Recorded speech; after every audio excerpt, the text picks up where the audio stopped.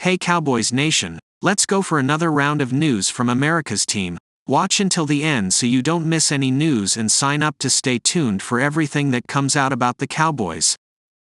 How Cowboys botched Dak Prescott extension in wake of Jared Goff deal. The Dallas Cowboys have been locked in a stalemate with quarterback Dak Prescott in contract negotiation talks. And in the meantime, the Detroit Lions just signed fellow Signal caller Jared Goff to a 4-year, $212 million deal. That's $53 million annually for Goff, which is probably in the neighborhood of what the Cowboys wanted to pay Prescott.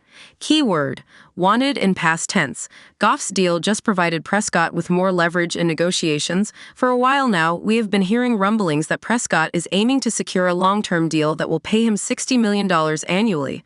Many laughed at this assertion. $60 million a year for Dak Prescott. Who is he? Tom Brady, Joe Montana, Johnny Unitas? Well, no, but he does play in a modern NFL where quarterbacks reset the market almost every year. Would anyone have thought Goff was worth $53 million heading into last season? No, but he had a solid year. Took the Lions to the NFC Championship game, and voila, he gets $53 million per year. The Cowboys have been trying to play hardball with Prescott, who is preparing to enter the final year of his current deal. There has even been chatter that Dallas could potentially allow Prescott to play out 2024 on a 1-year contract and then let him test free agent waters next March. You can see the strategy the Cowboys were planning to employ. Let Prescott hit the open market, see no one is going to pay him what he wants, and then sign him back on a more economical deal. But that scheme may be out the window now that Detroit just upped the ante with Goff. Prescott just finished second in MVP voting after leading the NFL with 36 touchdown passes, so he obviously feels he is worth big bucks. And who could blame him? For all of his warts and in spite of his 2-5 playoff record, Prescott is a good quarterback.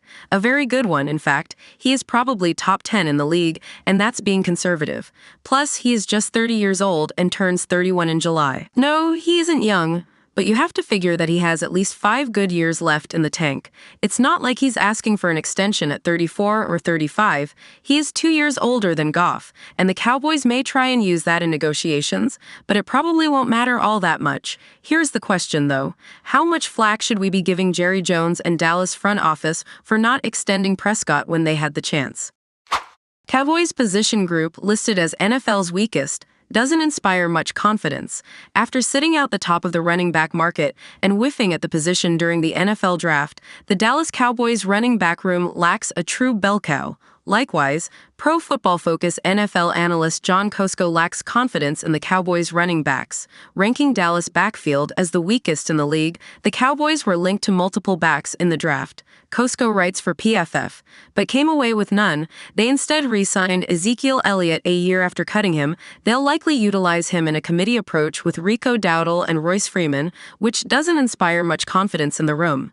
Dallas is essentially taking a $2 million flyer on Elliott picking up in 2024, at age 28, where he left off from 5 starts with the New England Patriots in 2023, rushing for 645 yards and 3 touchdowns as a focal point of the ground game. However, even if Royce Freeman carves out a role as a change of pace complementary back alongside Elliott, it's difficult to envision not selecting a running back during the draft is going to be a decision that works out favorably for the Cowboys.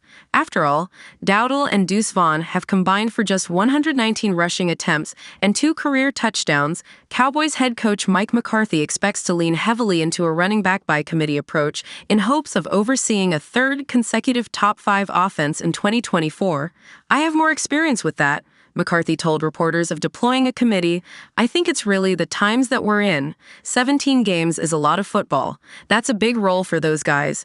Don't get me wrong, they'd all like to carry it like the old days and have those touches, but you want those guys fresh at the most important time of the year. So that's all part of planning and how you look at projections of play time. Deploying multiple backs could help keep Elliott fresh after logging 2,065 career rushing attempts, but how productive the Cowboys' running game proves to be remains to be seen, especially given the limited resources Dallas has invested in the position this offseason.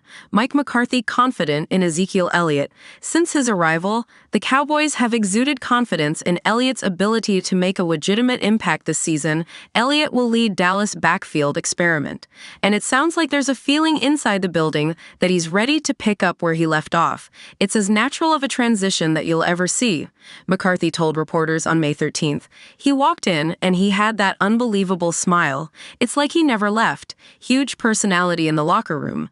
But some things have changed for him as well, like protection systems, so he has some new learning, but it's great to have him back. Whether the Cowboys add a veteran back to round out the committee or supplant Elliott at the top of the depth chart remains to be seen, but it sounds like Cowboys COO Stephen Jones is optimistic about what the position group can offer in 2024.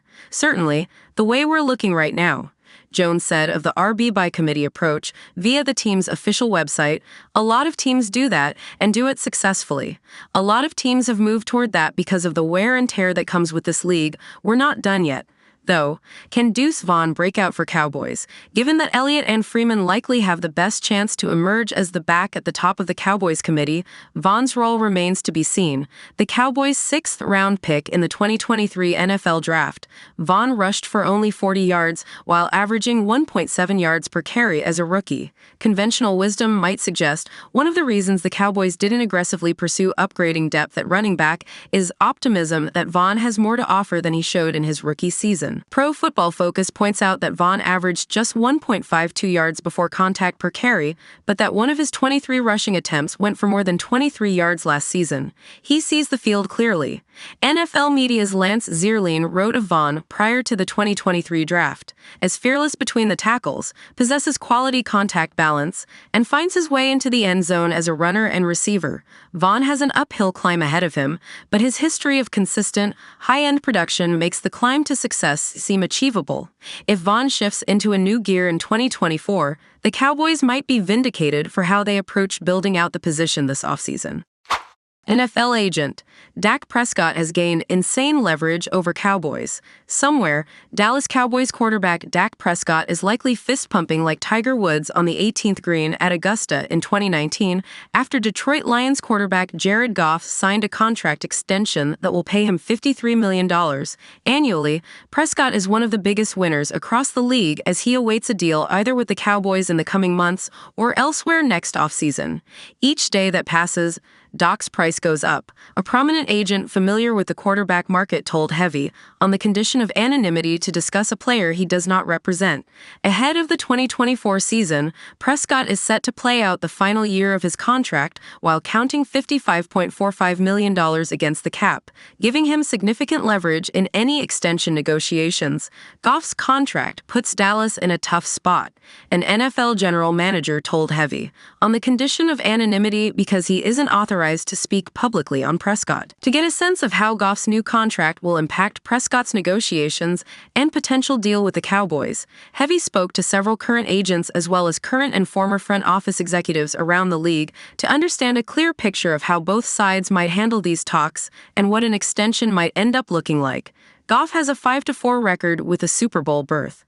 The GM points out, Prescott is just 2-5 in the playoffs and hasn't even gotten to the NFC Championship game. The object of the game is to win the Super Bowl, so Dallas must decide if Dak can win the Super Bowl and pay him accordingly. As things currently stand, Prescott's contract takes up a colossal 21.7% of the Cowboys' salary cap and likely served as a major hindrance to how Dallas approached free agency this offseason. Meanwhile, Goff's new deal comprises 12.65% of Detroit's spending against the cap, according to Spatrack, for the 2024 season. Prescott could potentially reset the quarterback market and surpass the 5-year contract worth $275 million that averages $55 million AAV, which Joe Burrow and the Cincinnati Bengals agreed to last summer. If I were representing Dak, the agent says, we probably wouldn't want to do something right now. The smartest thing to do is to wait until all these other quarterbacks get deals done and then just go and top them all.